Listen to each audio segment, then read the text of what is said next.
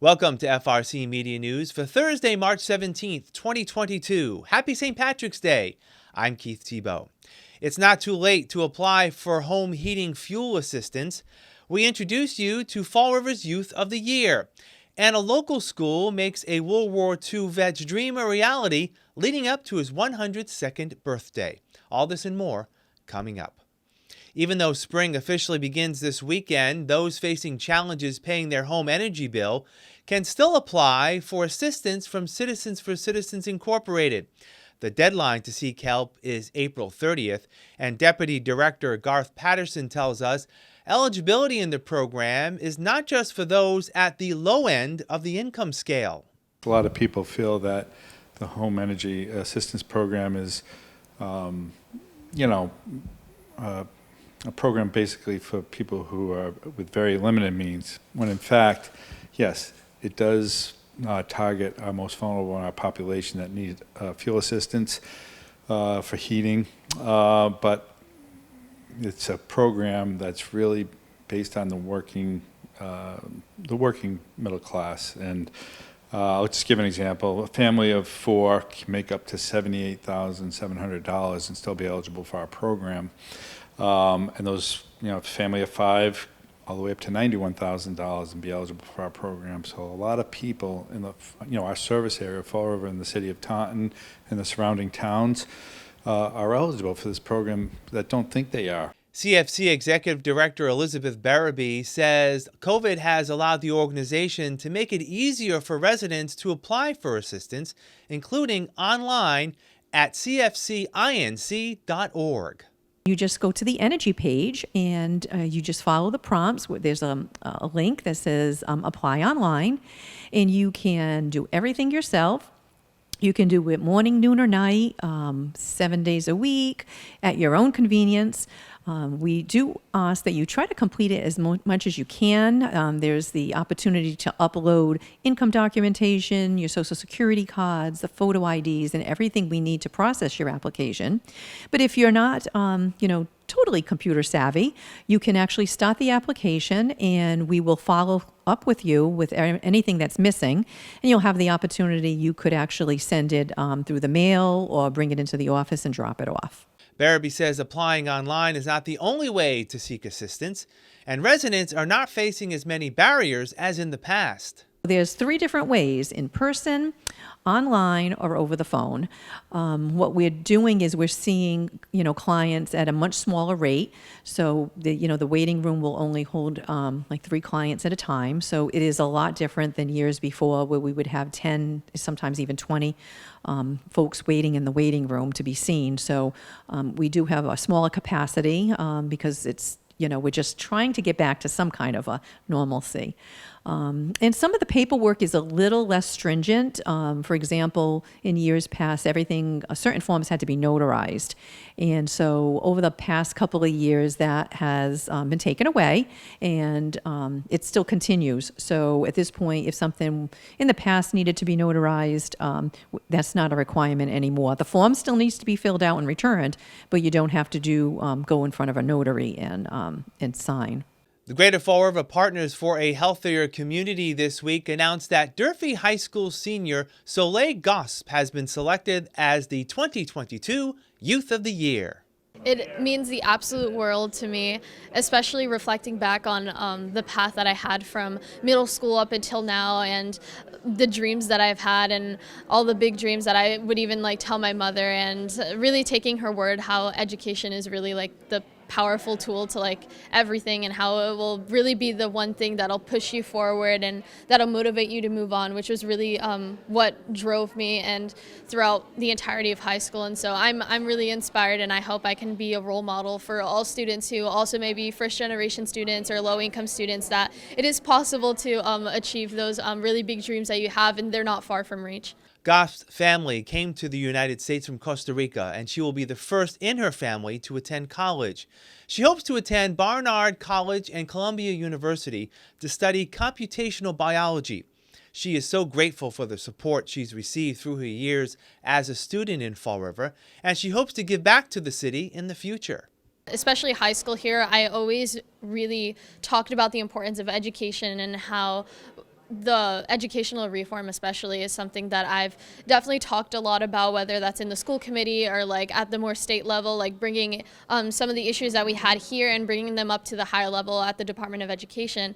And that's definitely something that I continue wanting to do here, even as I go to college, because I really want to make that change education-wise and curriculum-wise to future generations here in order to just build a better future and a stronger generation of students coming from Fall River. The Youth of the Year award comes as part of Absolutely Incredible Kid Day, a national holiday to celebrate encouragement. Absolutely Incredible Kid Day is a call to action for adults to write a letter to a youth that's special in their life, whether it's a mom, a dad, uncle, aunt, coach, or even neighbor, teachers. It's just writing something special to a youth and telling them how important, how special that they make them feel. It's something tangible that the youth can always go back to, read over and over and over again, like especially when they're not feeling so great. And it's just a simple reminder that they are truly, absolutely incredible. McCloskey says the city has been involved with Absolutely Incredible Kid Day for many years, and it has been well received. For public schools, every single student is going to be receiving a personalized note. I know St. Vincent's has embraced this concept. I harassed all my friends and families. A few years ago, we did a Facebook challenge, but it's something more personal, as you had mentioned. It's just keeping it really to yourself, or even tagging on Facebook, just bragging about how wonderful that your child or the youth on your basketball team or soccer team are. Unemployment in Fall River spiked for the month of January, rising more than 2 percentage points. The jobless rate in the city rose sharply to 9.6%, up from 7.3% in December. The city's jobless rate a year ago was 12.1%. The gateway cities in southeastern Massachusetts also saw an increase. The statewide unemployment rate for January came in slightly higher at 4.8%. Massachusetts 4th District Congressman Jake Auchincloss this week announced that the city of Fall River and Bristol Community College will receive a combined $3 million in federal community project funding.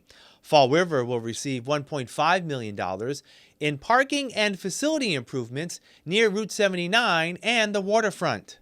The project that we were able to secure for Fall River helps with some of the, what you would call it, the horizontal work that is an important predicate for the vertical development that will go on top of it. Because a lot of the work on Route 79 is not just the actual road work, but also land assembly, and then making that land buildable with moving some of the old infrastructure around. And so this project is going to help turbocharge that and just make it more attractive, frankly, for the private sector to then come and do a lot of the vertical development. Mayor Paul Coogan tells us the city plans to use the money to move 2 state road salt sheds to open up parking under the Braga Bridge.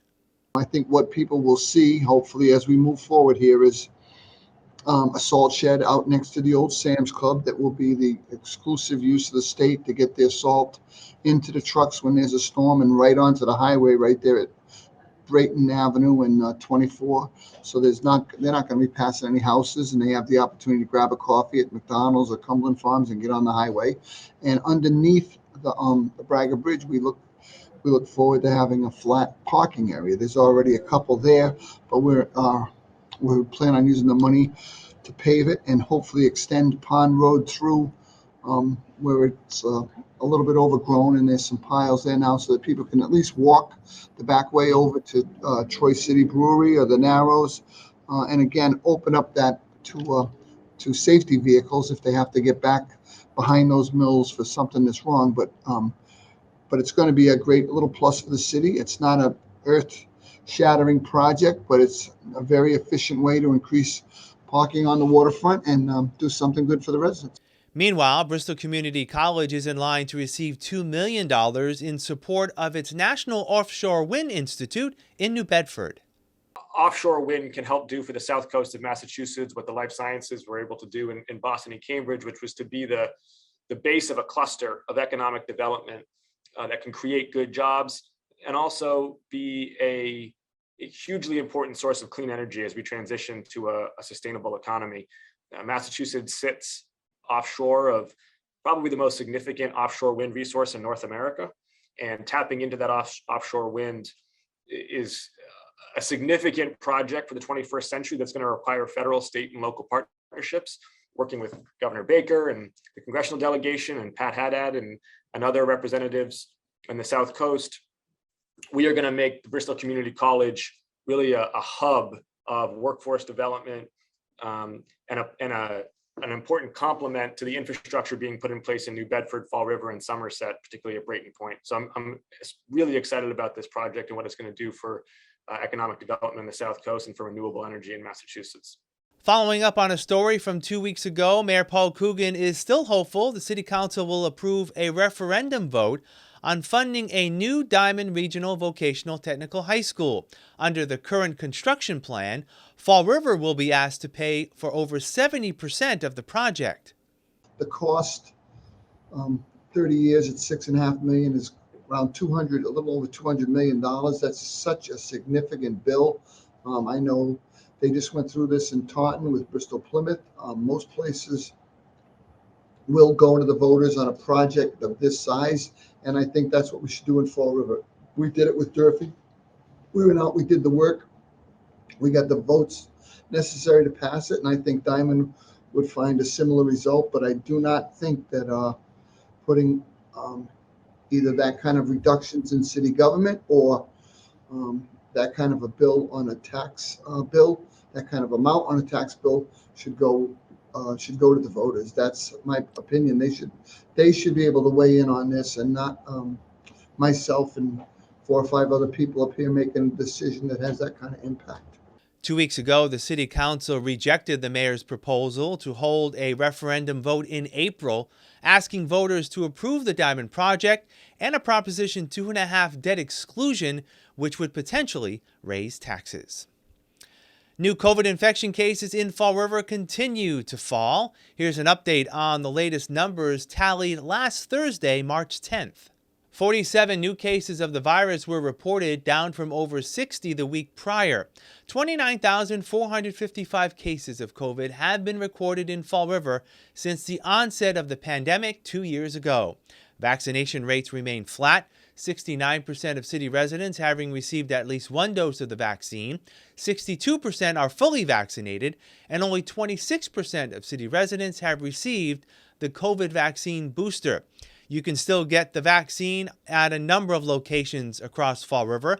The easiest way to find out where is by visiting the city's website, frvax.com, or by calling 833-8VAX-NOW. That's 833-882-9669.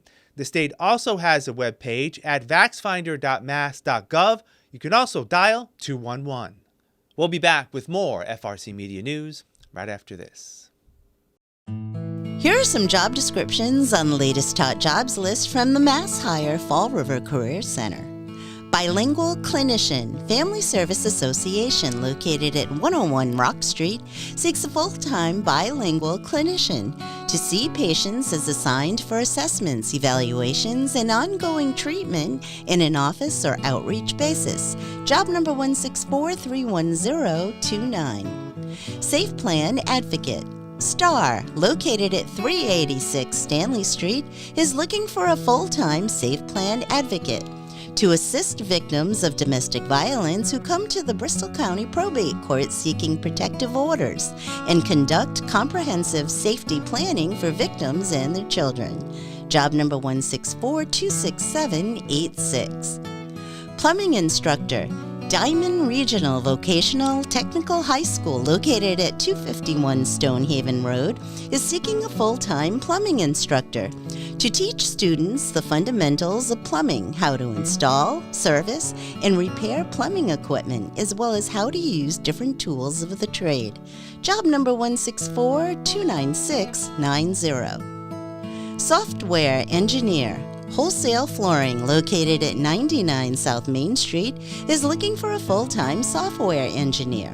For more information, call 774-365-6305. Atlantis Charter School, located at 991 Jefferson Street, has an immediate need for the following full and part-time positions: Grades K through 6 substitute paraprofessional, job number 164-30053. English language learner teacher, job number 164-30049.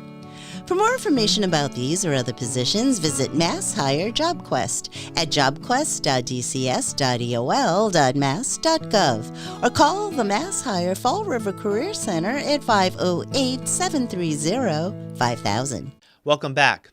Third grade students at the Atlantis Charter School on Monday helped a local World War II veteran prepare to celebrate his 102nd birthday.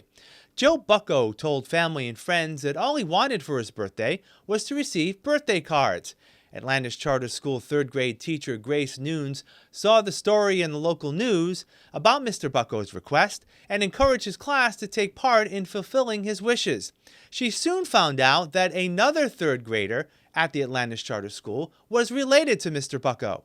I was touched because he's 102 years old and all he wants was cards for his birthday.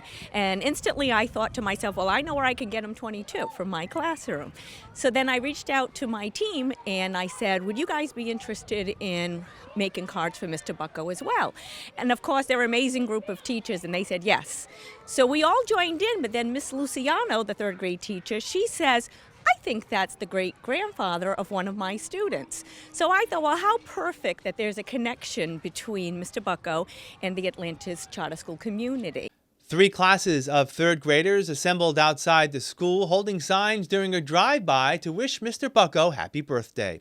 Mr. Bucko, who will officially celebrate his birthday this Sunday, was overwhelmed by the response and reflected upon his longevity. Fabulous. I can't get over it. Really, real nice. It means you saw a lot of stuff. Yeah. A lot of things like hardly any cars or anything. You used to go down the street, if there was 2 cars parked, you say, wow, rich people live here. Now if you can find 2 parking spaces, you're lucky. Miss Nunes used the event to teach her students about the history of the early 20th century, when Mr. Bucko was born, and served 4 years during World War II in Europe. We've been learning about centuries and decades and stuff, so they realize it, and we discussed about how much he has seen in his lifetime. Because we said to him, probably in his lifetime, there was no color TV when he first was born, and even the invention of the internet and cell phones. So he has seen quite a lot in his lifetime, and the kids realize too that, I mean, he just wants birthday cards. Very simple, and he served for our country, so he's a patriot, and they're excited because they want to do something kind for him as well. I used to do convoy duty from New York to England. I went 8 times over the Atlantic Ocean, and I went to Africa, Missouri, Africa, and we did convoy duty. We used to transport ships with soldiers and ammunition and all. We used to watch for submarines, and we used to look out for submarines. We'll wrap up this edition of FRC Media News right after this. Welcome to Hot Dogs and Cool Cats. Today we have Blossom. She's a 66-year-old dilute calico, which means she's a very nice pastel calico color. I think she's very pretty. She is a female. She's already spayed. She was surrendered with her 2 siblings, Buttercup and Bubbles, of course. You may notice her weird eyes. Her eyelids stick out a little bit extra, so she may need some surgery on her eyelids just to get them back in place. She's very sweet. She loves to be pet. She loves letting you know when she wants to be pet. She'll give you a little chirp and a little tap. When she gets really into it, she'll start drooling too, so she's a huge love bug. She's a little bit shy sometimes, so we want to put her in a home with older kids so they know how to respect her boundaries. If you want to come down and meet Blossom, you'll need to fill out an application on the Forever Paws website, and then we'll let you know if you're selected to adopt her. Today we have Maisie.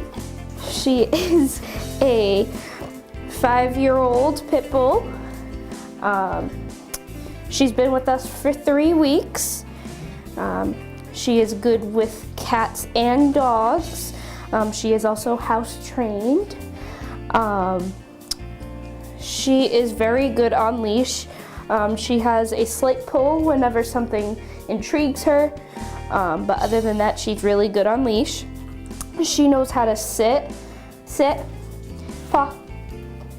Good girl, here. Oh, good girl. She is going to need a home with older children, so like around the range of 13 to 16, even older than that. Her owners also need to own their own home. She's a very sweet girl, very energetic for 5 years old. So if you are interested in Maisie, you can come down to 300 Linwood Street, which is Forever Paws Animal Shelter, and you can come and meet Maisie. That's all for this edition of FRC Media News. Please visit our website, frmedia.org, for all the latest news and information. FRC Media News airs Thursdays at 6 p.m. and Fridays at 5:30 p.m. For all of us here at FRC Media News, I'm Keith Tebow. Happy St. Patrick's Day. Have a great weekend, and we'll see you next Thursday.